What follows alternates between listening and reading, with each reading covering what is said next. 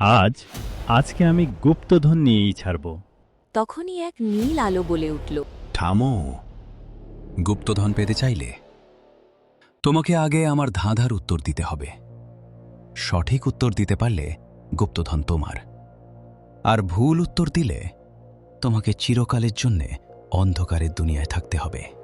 আমি প্রস্তুত, তোমার ধাঁধা বলো। আমার প্রথম ধাঁধা হল, 4 পায়ে বসে 8 পায়ে হাঁটে, বাঘ নয়, ভাল্লুক নয়, তবুও আস্ত মানুষ কিলে। বলতো সে কে? যতীন ভাবল, আরও ভাবল, কিন্তু উত্তর কিছুতেই মাথায় এলো না। তোমার সময় শেষ। এখন তোমায় অনন্তকালের জন্যে অন্ধকারের দুনিয়ায় থাকতে হবে। না না না, আমি যাব না। হঠাৎ সেই রহস্যময় আলো যতীনকে টেনে নিল নিজের ভেতরে, আর এক মুহূর্তে সে হারিয়ে গেল অন্ধকারের রাজ্যে।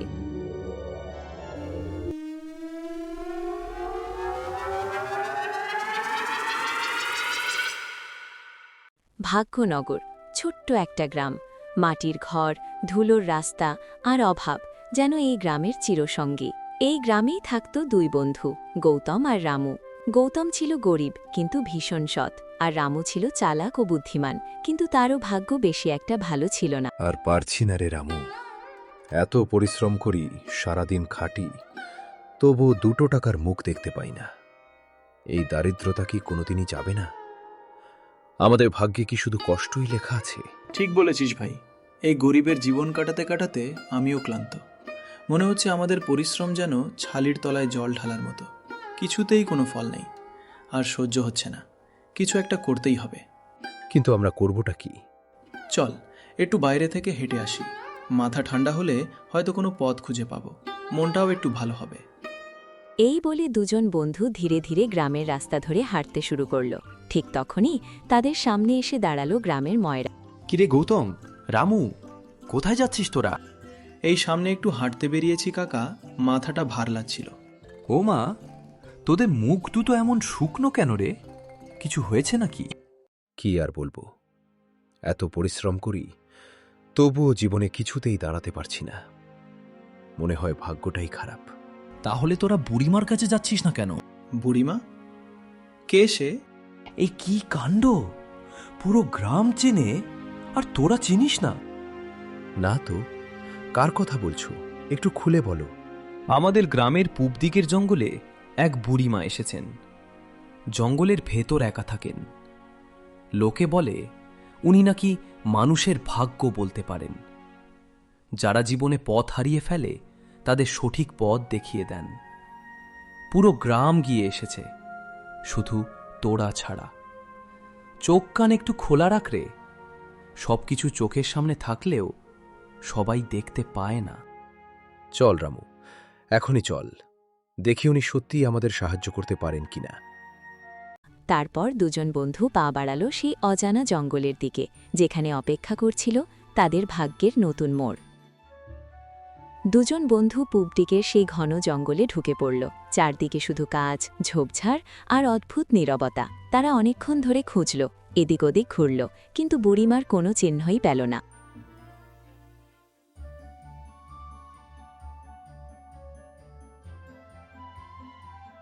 আর পারছি না রে, হাঁটতে হাঁটতে একদম ক্লান্ত হয়ে গেলাম। এইখানে তো কারো টিকিটাও দেখতে পাচ্ছি না। আমরা কি পথ হারিয়ে ফেলিনি? হতে পারে, কিন্তু এখন হার মানলে চলবে না। এত দূর যখন এসেছি, আর একটু সামনে যাই, দেখেই না কি আছে।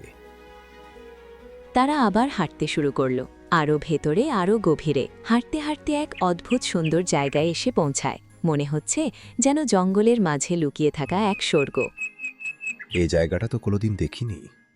এত সুন্দর জায়গা আমাদের গ্রামে আছে, জানতামই না। সত্যি রে গৌতম, মনে হচ্ছে যেন স্বপ্নের মধ্যে চলে এসেছি। আর ঠিক তখনই কেউ একজন দূর থেকে ধীরে ধীরে তাদের দিকে এগিয়ে আসতে লাগল। সে একজন বুড়িমা। ওহ, তাহলে তোমরা এসে পড়লে নিজের ভাগ্য জানার জন্য। তোমাদের সাহস আর ধৈর্যই তোমাদের এখানে পৌঁছে দিয়েছে। এর মানে কি? আমরা কিছুই বুঝতে পারছি না। আপনি কি আগে থেকেই জানতেন যে আমরা এখানে আসব? তোমাদের মধ্যে একজন খুব ভালো মনের মানুষ, আর একজন খুব বুদ্ধিমান। দুজনের শক্তি আলাদা। কিন্তু দুজনের ভবিষ্যতই গুরুত্বপূর্ণ। এইসব কি বলছেন বুড়িমা? আমাদের ভাগ্যে কি লেখা আছে? আমি তোমাদের ভাগ্য 2টা কলসির ভেতর রেখে দিয়েছি। এবার তোমরাই সিদ্ধান্ত নাও, কে কোনটা নেবে।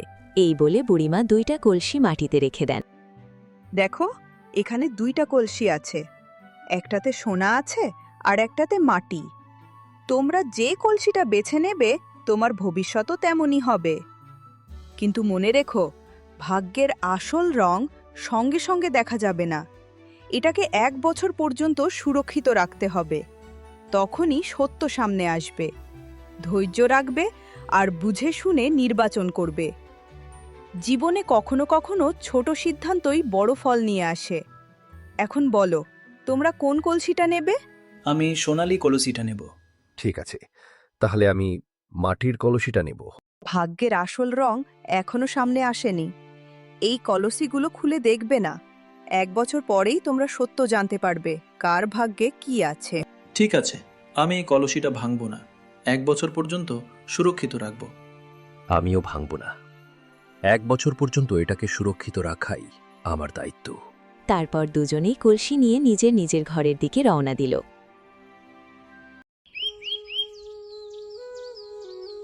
এইভাবে কয়েকদিন কেটে যায়। আমি আর অপেক্ষা করতে পারবো না। এই কলসিতে সোনা আছে, আর সেটা পাওয়ার জন্য 1 বছর অপেক্ষা করতে হবে না।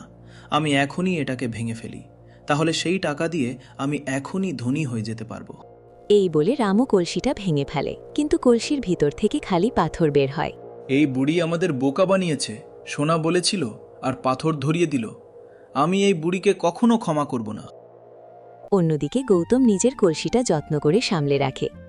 তুই এখনো ভাঙিসনি? আমি তো ভেবেছিলাম তুইও আমার মতো ভেঙে ফেলবি। এতদিন কিভাবে অপেক্ষা করবি? কথায় আছে, সবুরে মেওয়া ফলে। আমি অপেক্ষা করব। তা করো, কিন্তু আমি ভেঙে দেখে ফেলেছি, কিছুই নেই, শুধু পাথর আর নুড়ি।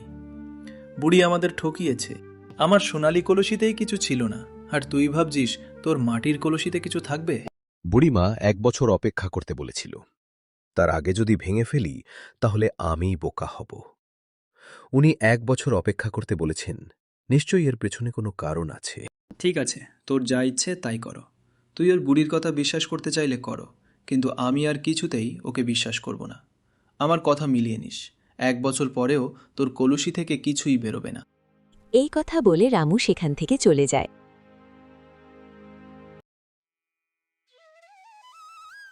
একদিন গৌতম ঘরে ঘুমোচ্ছিল, ঠিক তখন হঠাৎ কলসি থেকে একটা আলো বের হলো। সেই আলোর ভেতর থেকে ধীরে ধীরে একটি নকশা প্রকাশ পেল। আরে, এটা কি হচ্ছে? এই আলো কিসের? আর এর ভেতর থেকে এটা কি বের হলো? তখন গৌতম কলসির সামনে গিয়ে দাঁড়ায়। আরে, এটা তো একটা নকশা মনে হচ্ছে। মনে হয় এই নকশাটা আমাকে কোনো রহস্যময় গুপ্তধনের কাছে নিয়ে যাবে। এই গুপ্তধন তারই প্রাপ্য যে নিঃস্বার্থ মনে অন্যের মঙ্গল কামনায় পথ চলবে। লোভ যার মনে জন্ম নেবে, ধন নয়, তারই হবে অন্ত। সূর্য যেখানে পূব আকাশ ছুঁয়ে ওঠে, সেই পথে 3 ক্রোশ এগিয়ে যেও। বৃদ্ধ বটগাছের ছায়া পেরিয়ে শুকনো ঝর্ণার বাঁক খুঁড়ে যেও। যেখানে পাখি গান থামায় আর মাটি নিজেই ফিসফিস করে, সেই নীরব স্থানের তলায় লুকিয়ে আছে ভাগ্যের দ্বার। আমি কিছুই বুঝতে পারছি না। আমার মনে হয় এটাকে বুড়িমার কাছে নিয়ে যাওয়া উচিত। হ্যাঁ, সেটাই ঠিক হবে। এই কথা বলে গৌতম নকশাটা হাতে নিয়ে বুড়িমার কুটিরের দিকে রওনা দেয়। তখনই রামু তাকে যেতে দেখে ফেলে। আরে, গৌতম এখন এমন সময় কোথায় যাচ্ছে? আর ওর হাতে এটা কিসের কাগজ? আমাকে জানতেই হবে। রামু চুপচাপ তার পিছন নেয়। কিছুক্ষণ পর গৌতম বুড়িমার কুটিরে পৌঁছায়। বুড়িমা, এই নকশাটা সেই মাটির কলসি থেকে বেরিয়েছে। আমি লেখাটা পড়ে কিছুই বুঝতে পারিনি, কিন্তু মনে হচ্ছে এটা কোনো বড় রহস্যের দিকে ইশারা করছে। হ্যাঁ বাবা, এই রহস্যময় গুপ্তধন কয়েকশো বছর আগে এক রাজা লুকিয়ে রেখেছিল। এর সন্ধান শুধু সৎ ব্যক্তিই করতে পারবে। লোভী মানুষ কখনো এই ধনের কাছে পৌঁছাতে পারবে না। সৎ ব্যক্তি মানে যে সৎ মনের মানুষ, শুধু সেই এই ধন পাবে, আর অন্য কেউ না। এইসব কথা রামু চুপচাপ শুনে ফেলে। এইবার বুঝতে পারলাম, আমি যদি আগে ওই গুপ্তধনের কাছে পৌঁছে যাই, তাহলে সব কিছু আমার হবে। আমি রাজা হয়ে যাব, আমার ভাগ্য খুলে যাবে। এই গুপ্তধন পেলে তা দিয়ে গরিব দুঃখীদের সাহায্য করবে, তবেই তোমার ভাগ্য তোমার সঙ্গে দেবে। হ্যাঁ বুড়িমা, আমিও এইটাই ভাবছি। এই কথা বলে গৌতম নিজের ঘরে ফিরে আসে। নকশাটা মাটির কলসির উপর রেখে দেয়। সে ভাবে সকাল হলেই যাত্রা শুরু করবে। এই গুপ্তধন পেলে সে গরিব দুঃখীর সাহায্য করবে। তাদের গ্রামে আর কোনো ভিখারি থাকবে না, কেউ ক্ষুধার্ত থাকবে না। তারপর গৌতম ঘুমিয়ে পড়ে। তখনই রামু চুপি চুপি গৌতমের ঘরে ঢোকে। এইটাই সুযোগ। আমি এই নকশাটা নিয়ে গুপ্তধন উদ্ধার করে নেব, আর তাতে চিরদিনের জন্য আমার ভাগ্য বদলে যাবে। আমি নিজেই রাজা হয়ে যাব। এই দুনিয়ার সবচেয়ে ধনী ব্যক্তি আমি হব। এই বলে রামু নকশাটা নিয়ে জঙ্গলের দিকে চলে যায়। তোমার মনে লোভ আছে। যত লোভী মানুষ এই রাস্তায় গেছে তারা আর কখনো ফিরে আসেনি। তুমি সঠিক লোক নও সেই গুপ্তধন পাওয়ার জন্য। তাই বলছি, আর এগিয়েও না। সেখানে গেলে মৃত্যু ছাড়া আর কিছুই পাবে না। আমি তোর এইসব কথায় বিশ্বাস করছি না। যাতে আমি গুপ্তধন না পাই তার জন্যই এসব ষড়যন্ত্র। দাঁড়া, এখন তোকে মজা দেখাচ্ছি।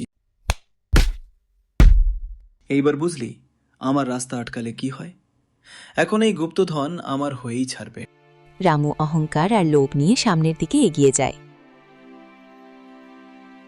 অন্যদিকে গৌতম ঘুম থেকে উঠে দেখে যে নকশাটা নিজের জায়গায় নেই। তা দেখে সে চিন্তিত হয়ে আরে, নকশাটা তো আমি এখানেই রেখেছিলাম। নকশাটা কোথায় চলে গেল? হে ভগবান, মনে হচ্ছে কেউ চুরি করে ফেলেছে। এখন আমি কি করব?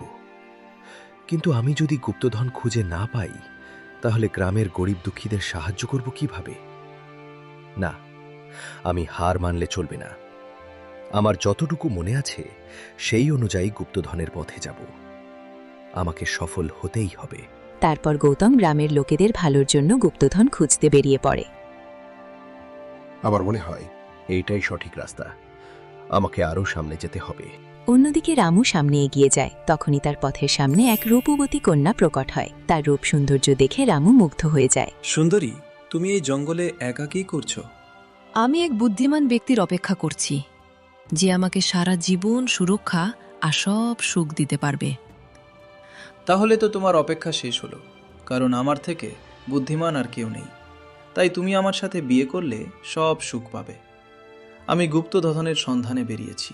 একবার পেয়ে গেলে তোমাকে রানীর মতো রাখবো। নিজের বুদ্ধির ওপর তুই এত অহংকার করছিস, কিন্তু এটাই তো সবচেয়ে বড় দুর্বলতা হবে। রামু যেই সামনে এগোয় সেই কন্যা রহস্যময়ভাবে অদৃশ্য হয়ে যায়। রামু হাঁটতে হাঁটতে একটি গুহার মধ্যে পৌঁছায়। এগোতে এগোতে রামু গুহার অন্তে পৌঁছে যায়। ওমা, সামনে তো কোনো রাস্তা নেই। গুপ্তধন তো এখানেই থাকার কথা। তখনই এক রহস্যময় আলো জ্বলে ওঠে, আর তার ভিতর থেকে একটি আওয়াজ বের হয়। যদি তুমি সামনে এগোতে চাও, তাহলে আমার 3টি প্রশ্নের উত্তর দিতে হবে। আমার প্রশ্নের সঠিক উত্তর দিলে তুমি সামনে এগোতে পারবে, আর যদি ভুল উত্তর দাও তাহলে অনন্তকালের জন্য অন্ধকারের দুনিয়ায় হারিয়ে যাবে। বলো, রাজি কিনা? ঠিক আছে, আমি রাজি। আমি তোমার যে কোনো প্রশ্নের উত্তর 2 মিনিটেই দিতে পারবো। তাহলে শোনো, প্রথম প্রশ্ন হল, আমি সব জায়গায় আছি, কিন্তু আমাকে কেউ দেখতে পারে না। আমি সব সময় চলি, কিন্তু কখনো ক্লান্ত হই না। আমি ছাড়া কোনো প্রাণ বাঁচতে পারে না। বলো তো, আমি কে? আরে, এইটার উত্তর কি হবে? মনে আসছে কিন্তু মুখে আসছে না। তোমার সময় শেষ হলো। তোমাকে বলেছিলাম, সঠিক উত্তর না দিতে পারলে অন্ধকারের দুনিয়ায় হারিয়ে যেতে হবে। কিন্তু তুমি অহংকার আর লোভে অন্ধ হয়ে সম্ভাব্য ভবিষ্যৎ দেখতে পাওনি। তাই এখন তোমাকেও অন্ধকারের দুনিয়ায় হারিয়ে যেতে হবে। এই কথা বলতেই সেই আলো রামুকে নিজের ভিতর টেনে নেয়।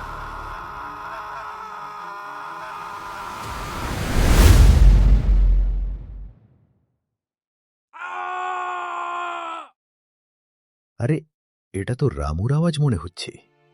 না, আমাকে তাড়াতাড়ি গিয়ে দেখতে হবে তার কি হয়েছে। সে হয়তো বিপদে আছে। তখন সে হাঁটতে হাঁটতে এক আহত ময়ূরকে দেখতে পায়, যে কষ্টে ছটফট করছে। আরে, এই ময়ূরের এই অবস্থা কিভাবে হলো? আমাকে ওর সাহায্য করা দরকার। গৌতম সেই ময়ূরের কাছে গিয়ে তার ব্যথায় কিছু ঔষধি পাতা লাগিয়ে দেয়। তুমি খুব ভালো মানুষ, বিনা স্বার্থে আমার সাহায্য করেছো। বলো, আমি তোমার কি সাহায্য করতে পারি? আরে, তুমি কথা বলতে পারো? তুমি একটা পক্ষী হয়ে কিভাবে কথা বলছো? কারণ তুমি যে গুপ্তধন খুঁজতে এসেছো, আমি সেই গুপ্তধনের রক্ষক। তাই আমি লোভী মানুষদের এই পথে যেতে দিই না। কিন্তু তুমি অন্যদের থেকে অনেক আলাদা। বলো, আমি তোমায় কি সাহায্য করতে পারি? আমাকে সেই রহস্যময় গুপ্তধন খুঁজতে হবে, যাতে আমি সেই ধন দিয়ে আমাদের গ্রামের গরিব দুঃখীদের সাহায্য করতে পারি। আমার নকশা হারিয়ে গেছে, আর এইদিকে আমার বন্ধুর চিৎকারের আওয়াজ শুনতে পেলাম, কিন্তু বুঝতে পারছি না কোন দিকে যাব। তুমি সোজা এই রাস্তা দিয়ে যাও, এই দিকেই তুমি সঠিক পথ খুঁজে পাবে। গৌতম ময়ূরের বলা পথে হাঁটতে থাকে। তখনই সেই কন্যা সেখানে প্রকট হয়, আর তার সৌন্দর্য দেখে গৌতম আশ্চর্য হয়ে যায়। তুমি কে, আর আবার রাস্তায় কি করছো? আমি তোমার মতো সৎ ও দয়ালু মানুষকে খুঁজছিলাম। তুমি কি আমায় বিয়ে করবে? না, আমি বিয়ে করতে বেরোইনি। আমি শুধু গরিব দুঃখীদের সাহায্য করার জন্য এসেছি। গুপ্তধন খোঁজ করাই আমার প্রধান কাজ। আরে ওইসব ছাড়ো, তুমি আমাকে বিয়ে করলে তার থেকেও বেশি ধন সম্পত্তি পাবে।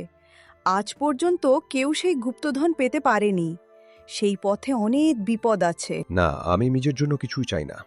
আমি আমাদের গ্রামের গরিব দুঃখীদের জন্য সেই গুপ্তধনের সন্ধানে বেরিয়েছি। ওই ধন দিয়ে আমি সবার সাহায্য করতে পারবো, আর সেটাই আমার জীবনের আসল উদ্দেশ্য।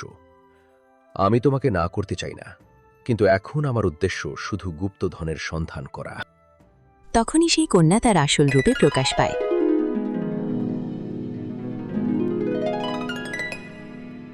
আরে তুমি কে? আমি সেই রহস্যময় গুপ্তধনের রক্ষক। তুমি একজন সৎ ব্যক্তি। গুপ্তধন পাওয়াই তোমার মূল লক্ষ্য, আর তুমি তোমার লক্ষ্য থেকে বিচ্যুত হওনি। তাছাড়া তুমি সেই ধন শুধু নিজের জন্য নয়, গরিব দুঃখীদের কল্যাণের জন্য নিতে চাও। তাই তুমি সেই গুপ্তধন পেতে পারবে। আমি তোমার বুদ্ধি আগের থেকে 10 গুণ বাড়িয়ে দিচ্ছি। সামনে তার প্রয়োজন হবে। অনেক অনেক ধন্যবাদ। এই বলে গৌতম সামনে এগিয়ে যায়। গৌতম হাঁটতে হাঁটতে সেই রহস্যময় গুহার ভিতর প্রবেশ করে এবং গুহার অন্তে পৌঁছায়। সামনে তো আর কোনো রাস্তা নেই, তাহলে কি আমি ভুল রাস্তায় এসেছি? তখনই এক আলো জ্বলে ওঠে এবং এক আওয়াজ ভেসে আসে। তুমি একদম সঠিক পথেই আছো, কিন্তু যদি তোমার গুপ্তধন চাই, তাহলে আমার 3টি প্রশ্নের সঠিক উত্তর দিতে হবে। সবকটির সঠিক উত্তর দিতে পারলে গুপ্তধন তোমার হবে, আর যদি উত্তর ভুল দাও, তাহলে তুমি অনন্তকালের জন্য অন্ধকারের দুনিয়ায় হারিয়ে যাবে। বলো, রাজি কিনা? হ্যাঁ, আমি রাজি। আমি আমার পুরো চেষ্টা করব। ঠিক আছে। আমার প্রথম প্রশ্ন হল, 4 পায়ে বসে 8 পায়ে হাঁটে, বাঘ নয়, ভাল্লুক নয়, তবুও আস্ত মানুষ গিলে ফেলে। বলতো, সে কে? গৌতম একটু ভেবে উত্তর দিল। পালকি। কিভাবে বললে? ব্যাখ্যা করো। কারণ পালকির 4টি পা থাকে, তাই সেটা 4 পায়ে বসে, আর 4 জন মানুষ কাঁধে করে বহন করে তাদের 8 পায়ে সে হাঁটে। ভেতরে একজন মানুষ বসে থাকে, তাই মনে হয় যেন সে মানুষটাকে গিলে ফেলেছে। তাই উত্তর হল পালকি। একদম ঠিক। এইবার আমার দ্বিতীয় প্রশ্ন হল, আমি সব জায়গায় আছি, কিন্তু আমাকে কেউ দেখতে পারে না। আমি সব সময় চলি, কিন্তু কখনো ক্লান্ত হই না। আমি ছাড়া কোনো প্রাণ বাঁচতে পারে না। বলতো, আমি কে? উত্তর হল বায়ু। কিভাবে বললে? ব্যাখ্যা করো। বায়ু আমাদের চারদিকে থাকে, কিন্তু আমরা তাকে দেখতে পাই না। সে সবসময় বইতে থাকে, কখনো থামে না বা ক্লান্ত হয় না। আর বায়ু ছাড়া কোনো প্রাণী বাঁচতে পারে না, কারণ শ্বাস নেয়ার জন্য বায়ু প্রয়োজন। তাই উত্তর হল বায়ু। একদম ঠিক। আমার শেষ প্রশ্ন হল, আমি শব্দ নই, তবুও কথার চেয়েও শক্তিশালী। আমি শিকল নই, তবুও মানুষকে বেঁধে রাখি। আমায় গড়তে লাগে বছর, ভাঙতে লাগে এক ক্ষণ। আমাকে ছাড়া পৃথিবী শুধু সন্দেহে ভরে যায়। বলতো, আমি কে? গৌতম ভাবনায় পড়ে গেল। একটু সময় ভেবে উত্তর বলল। উত্তর হল বিশ্বাস। বিশ্বাস শব্দ নয়, তবুও কথার চেয়েও শক্তিশালী। কারণ শুধু কথা দিয়ে সম্পর্ক টিকে না, বিশ্বাস থাকলেই তা দৃঢ় হয়। বিশ্বাস শিকল নয়, তবুও মানুষকে বেঁধে রাখে। কারণ বিশ্বাসের বন্ধনেই পরিবার, বন্ধুত্ব আর সম্পর্ক টিকে থাকে। বিশ্বাস গড়তে অনেক সময় লাগে, কখনো কখনো বছরের পর বছর, কিন্তু ভাঙতে লাগে মাত্র এক মুহূর্ত। বিশ্বাস না থাকলে মানুষের মনে সন্দেহ জন্মায়, আর সন্দেহ থাকলে কোনো সম্পর্ক স্থায়ী হয় না। তাই শেষ প্রশ্নের উত্তর হল বিশ্বাস। বাহ, অপূর্ব! তুমি প্রথম মানুষ যে আমার 3টা প্রশ্নের সঠিক উত্তর দিতে পারলে। যাও, গুপ্তধন তোমার অপেক্ষা করছে। গৌতম আলোর মধ্যে হারিয়ে যায়। সে নিজেকে একটি রাজসভায় খুঁজে পায়। আরে, আমি কোথায় এসে পড়লাম? তুমি স্বপ্নপুরের রাজসভায় আছো। আপনারা কারা? আমি স্বপ্নপুরের রাজা। আর আমি এই রাজ্যের রানী। কিন্তু আপনাদের এমন দেখাচ্ছে কেন? আর আপনাদের এই রাজ্যের কথা আমরা কখনো শুনিনি কেন? আসলে আমরা আর জীবিত নই। আরে বাপরে, ভূত! আমাকে মারবেন না, আমি কিছুই করিনি। আরে না না, আমরা তোমাকে কিছুই করব না। আমরা আত্মা বটে, কিন্তু আজ তোমার জন্য আমরা মুক্তি পাব। কি? আমার জন্য? কিন্তু কিভাবে? এটা প্রায় 800 বছর আগের কথা।